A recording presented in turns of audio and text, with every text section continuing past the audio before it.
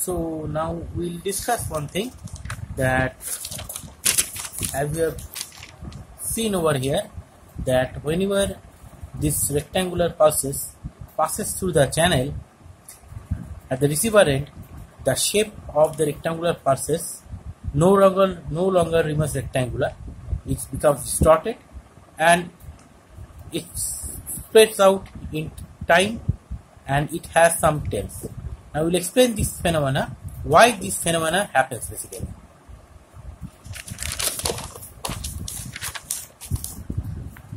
So you see in our here 1 is represented with a rectangular pulse, right? And 0 is also represented with a rectangular pulse. So only difference is that the rectangular pulse that represents 1 has a positive height, and the rectangular pulse that have a 0 have a negative height. Now you know, if I take a rectangular pulse and if I do a Fourier transform of that rectangular pulse, I get a sinc function. See, this is the sinc function basically. So if I take the Fourier transform of a rectangular pulse, I get basically a sinc function. So in other words, I can say if I look into the frequency spectra of a rectangular pulse, which can be a 1 or a 0, I will get a sinc function basically. So if it is 1, I will get a positive sinc function. If it is a 0, I will get a negative sinc function. So 1 refers to a positive sinc function in its frequency domain, and 0 refers to a negative sinc function in its frequency domain. Now we know that the sinc function extends from minus infinity to plus infinity. That means in the diagram it looks like the sinc function has the diagram looks like the sinc function is starting from this point and ending at this point, but in practice it is not so. This sinc function extends to minus infinity on the left hand side, and this sinc function extends to plus infinity on the right hand side. So the main point is that the sinc function is actually having a infinite bandwidth, right? The sinc function is having an infinite bandwidth. That means if I take a 1 and look into its frequency spectra, the frequency spectra extends from minus infinity to plus infinity. Now come to the channel frequency characteristics. Okay. Now these pulses, 1s and 0s, these two pulses, 1 and 0, this has to be passed through the channel, and upon passing it through the channel, it reaches the receiver. Now the problem is actually with the channel. Now we know that every channel has a finite amount of bandwidth. Okay.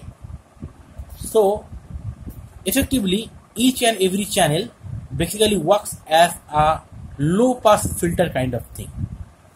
Each and every channel basically works as a low pass filter kind of thing.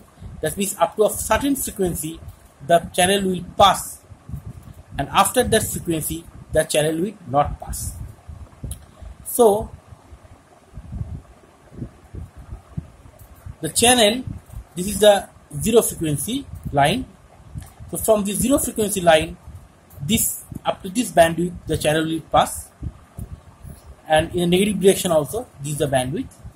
So we say that the pass band of the channel lies from this particular frequency, say FL, to this particular frequency, FH. Frequency low, frequency high. So any frequency spectra that comes within this region will be passed by the channel without any change.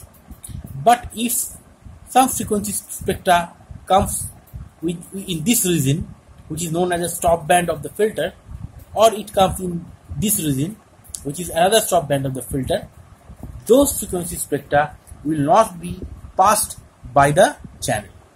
The the channel will reject this frequency spectrum. So, in the case of You see, this is the infinite bandwidth frequency spectrum. That means it has an infinite bandwidth frequency spectrum. But the channel frequency characteristics has a finite bandwidth. So what happens when this curve basically tries to pass through this?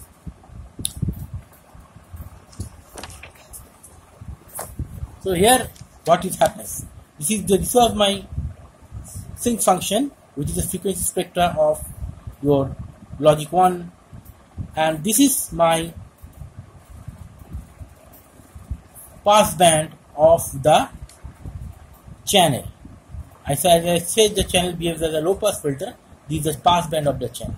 So you see, one part of the frequency spectra of the rectangular pulse lies within the pass band, whereas the other parts of the frequency spectra lies outside the pass band.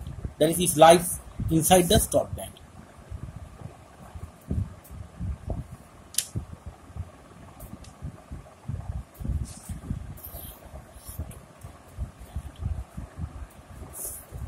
So that means what will happen?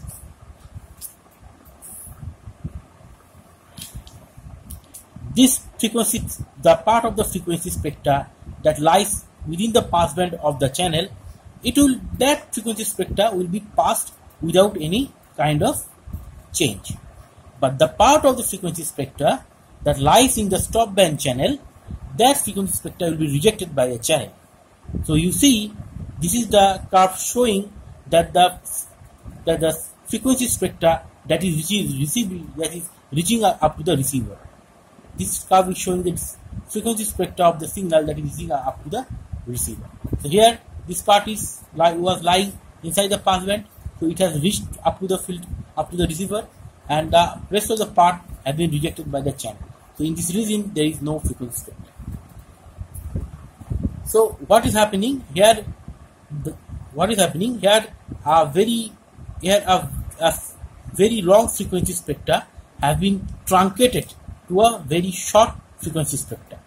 I repeat, here a very long frequency spectra have been truncated to a finite length frequency spectra. So as you know from the basics of signal system, if I limit a frequency spectra, if I truncate a frequency spectra like this, that means if I shorten a frequency spectra in frequency domain, what will happen in the time domain?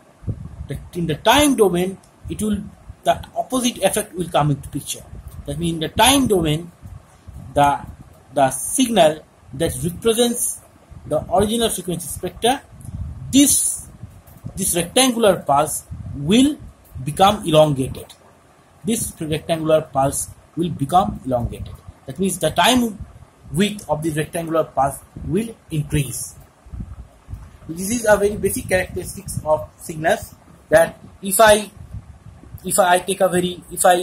restrict the frequency, if I truncate some part of the frequency in frequency domain, then in time domain, what happens basically, the width of the time domain signal increases.